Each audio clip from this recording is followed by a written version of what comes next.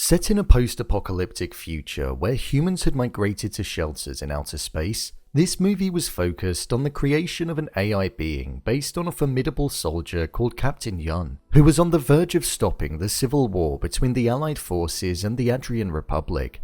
However, with the AI needing to stop the war, things kept going wrong and grinding the process to a halt. Whilst on the surface level, this movie was about what I just mentioned, it was actually far deeper than that, and was actually focused on grief, feelings towards a machine, the distinguishing factors in what makes something human, and the love that one can have for another.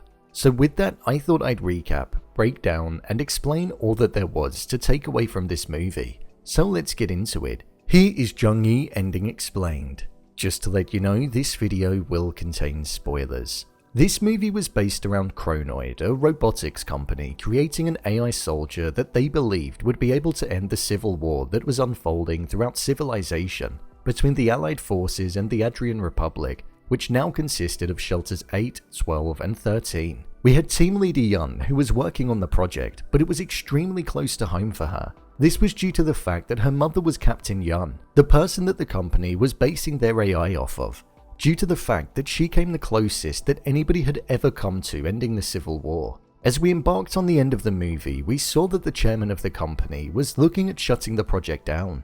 This was due to the fact that a treaty had been signed between the two sides and it was looking as though the war was going to be over. This then meant that all of the work that went towards creating the best soldier was going to be put towards a different area. And this was focused more on the domestic side of things. Things like having a robot around the house to complete chores for individuals. This then meant that Capatin Yun's brain and programming, Team Leader Yun's mother, would be utilized in a different way. And we saw one of those ways was of the adult nature. This was due to the fact that when a person decides that they want to transfer their brain over to a robot shell in order to live forever, there are actually 3 different categories that they could choose. Category A, which essentially meant that they were treated as a human. Category B, which meant that the government and companies would have access to your brain for data purposes. And then Category C, which is where the government would essentially own the right to your brain. This was what Kronoid had of Capatin Yun due to the fact that Category C was selected for her. Team Leader Yun was suffering from a terminal illness and only had 3 months left to live. So she was facing the moral question of what she should do, as it seemed as though she didn't really want to transfer over. We heard in conversation with the chairman how he didn't believe in it, because even if there was a copy of the brain inside of it, it was still hollow on the inside, showing that the fibers that make up who we are make us human beings, and I believe in the end she felt that too, with her looking like she wasn't going to make any decisions and that she was going to die naturally. With Team Leader Yun worrying that her mother resented her as she only went to battle one final time due to the fact that she needed to pay for her operation that was needed in order for her to survive, we saw that her mother didn't resent her at all in the final moments of the movie. When Team Leader Yun awoke a version of her mother, we saw that she informed her that she was dying and that she was going to die peacefully. But before she did, Capatin Yun asked if her daughter survived the operation, and that she wanted to be by her side when she awoke, showing that there was no resentment embedded within her whatsoever. The yellow side that was unlocked in the brain was the memory of her daughter, and it was the very thing that gave her the fight to go on and try to survive. With the thought of the different copies of her mother being utilized everywhere for many different reasons, Team Leader Yun wanted to free a version of her and allow her to go on and live some kind of life, even if it was on her own. So with that, we saw her devise a plan that when Capatin Yun was in sleep mode, she spoke to her and told her what to do. Within the simulation, Capatin Yun was always hit and died at the same spot, so Team Leader Yun told her mother to fake what normally occurred, and then she'd be able to break free. We saw that it initially worked due to the fact that her eyes moved, something that they never did in that state.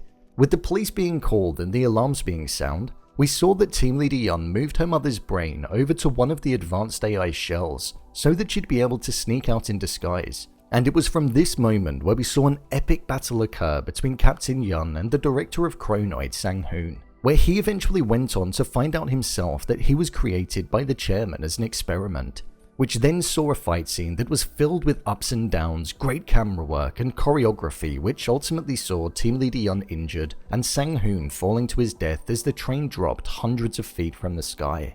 We also had a twist here as well, where we saw that team leader Yun removed the memory of her mother having a daughter from her brain, so that she'd be able to go on and live a life freely without holding on to anything from the past. However, with the authorities closing in and team leader Yun's life slowly fading away due to her injury, we saw that her mother gave her the cheek rub that she gave her before she had her surgery, showing that the memory was still within there and that she knew that she was her daughter, despite not saying that she ever was. It was quite an emotional moment.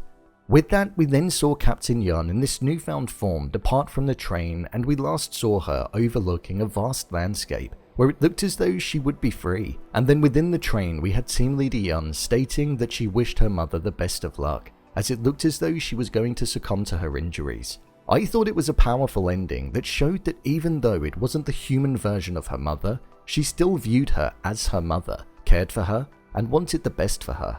And with the way that Capatin Yun acted by giving the cheek rub, it showed that she was inside of the shell, and that it went against what the chairman said, how they can be just like humans. I thought this movie was pretty good. I was surprised, if I'm being honest. I thought it was going to be focused on a space battle taking place, but it was far deeper than that. The morality around what is human or not, even if it contains the brain, was a question that was constantly put to us, and it was never answered. But that was deliberate, because it's down to us to decide.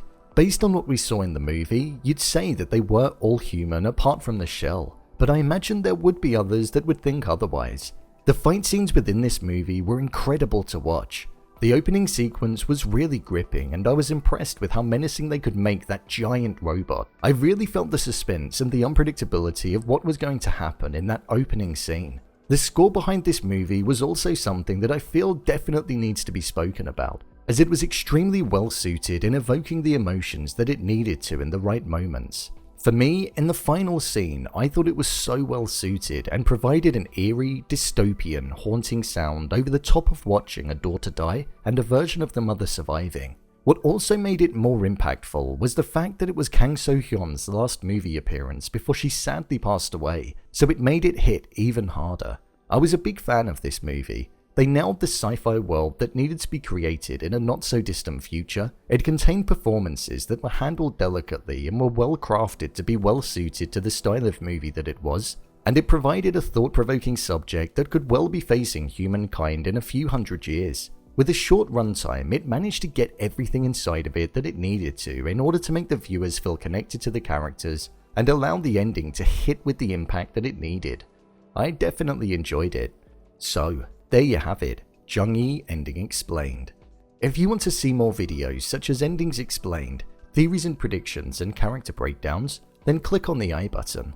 Or alternatively, you can head over to my channel where you'll find them all. If you'd like to give me a show or movie that you'd like me to review, then head over to my Twitter, @brainpilot_, and tweet me what show or movie you'd like me to review next.